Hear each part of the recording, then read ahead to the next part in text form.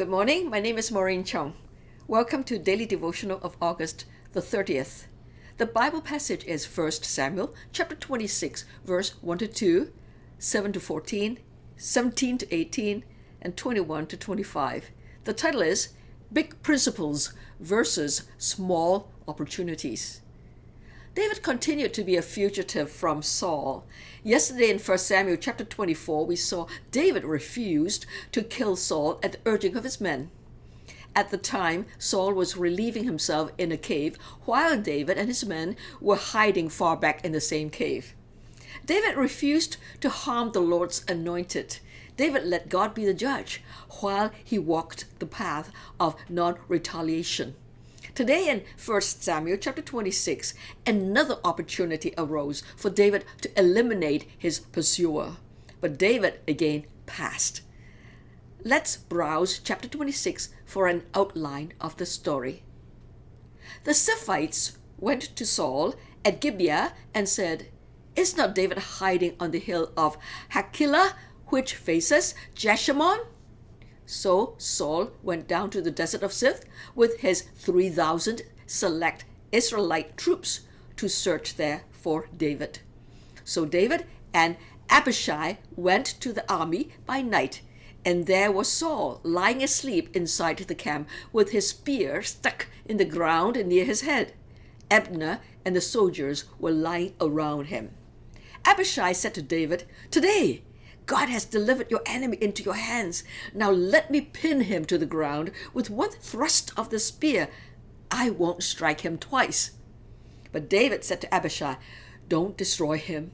Who can lay a hand on the Lord's anointed and be guiltless?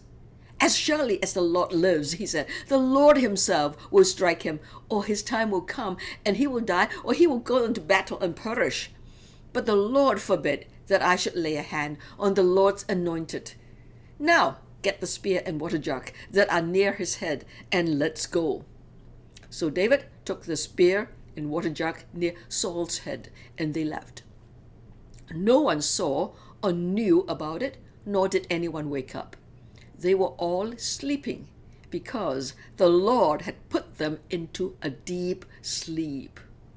Then David crossed over to the other side and stood on the top of the hill some distance away. There was a wide space between them. He called out to the army and said to Abner, son of Ner, "Aren't you going to answer me, Abner?" Abner replied, "Who are you who calls to the king?" Verse 17, Saul recognized David's voice and said, "Is that your voice, David, my son?" David replied, "Yes, it is, my lord the king."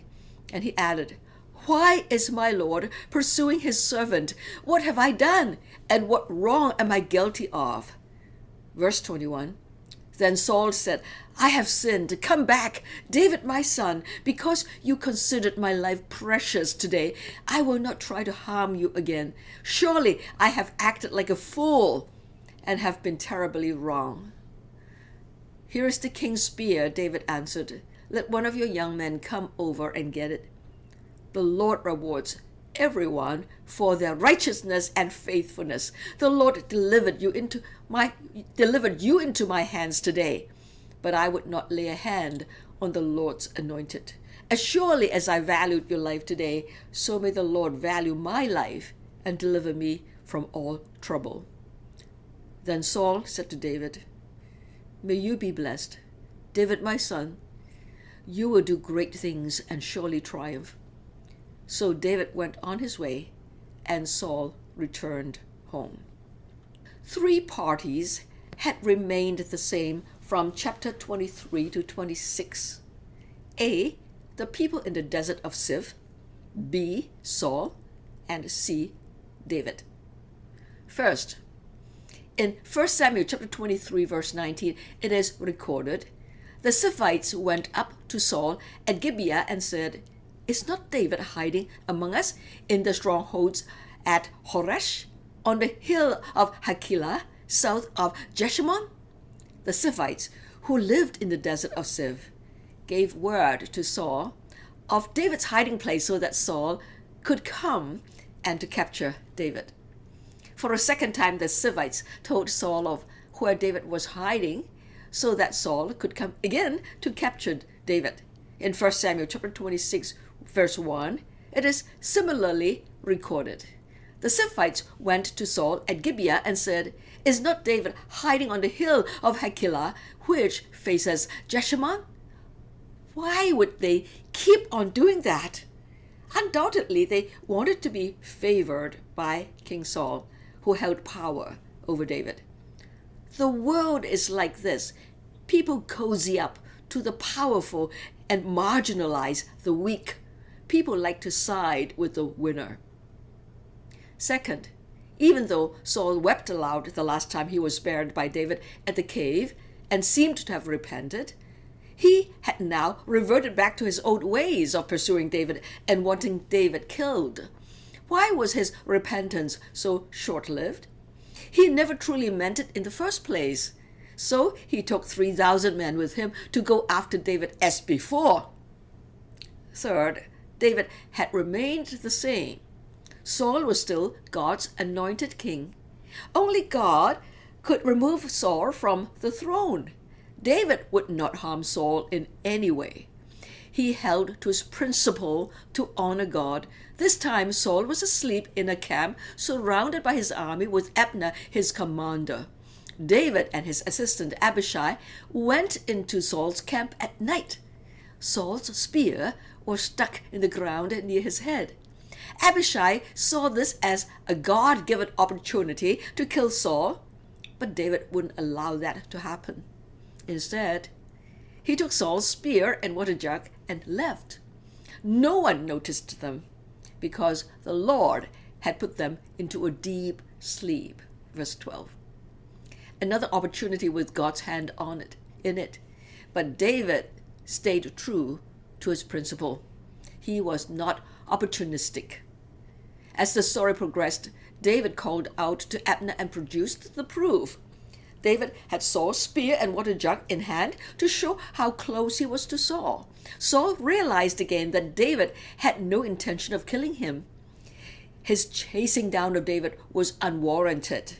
Saul confessed his sin and promised never to harm David again. David concluded, "The Lord rewards everyone for their righteousness and faithfulness. The Lord delivered you into my hands today, but I would not lay a hand on the Lord's anointed. As surely as I value your life today, so may the Lord value my life and deliver me from all trouble." Verse 23 to 24. David put his trust in God for justice and protection. What have I learned? Am I going to give up my big principles for small opportunities? There are churches which face the loss of their properties due to an exit from their denominations because of doctrinal differences. The big picture, the big principle, is a biblical doctrine. The small opportunity is remaining in their denominations and hanging on to their buildings. I admire the pastors who choose biblical doctrines over material possessions. Another big principle is that Christians should not litigate each other. Rather, they should seek the help of a Christian mediator. The small opportunity is financial gain if the lawsuit is won. I admire the Christians who would rather lose money than litigate in a court of law against fellow Christians. For us ordinary Christians, let's remember Jesus' words as recorded in Matthew chapter 6, verse 33. "But seek first his kingdom and his righteousness, and all these things will be given to you as well." The big principle is God's kingdom and righteousness. The small opportunity is what we need as our daily sustenance. If we seek God's will in life and obey Him readily, then we shall not be lacking in our daily needs. There can be many big principles versus many small opportunities. What are your big principles in life that are rooted in the Bible? Once these are confirmed in your heart and mind, then you can say pass to the small opportunities that appear. You will remain steadfast and unmoved. Hold on to your biblical big principles, my friend. May God bless you. See you tomorrow. Please like and subscribe to my channel and click the bell icon to get new video updates. Thank you.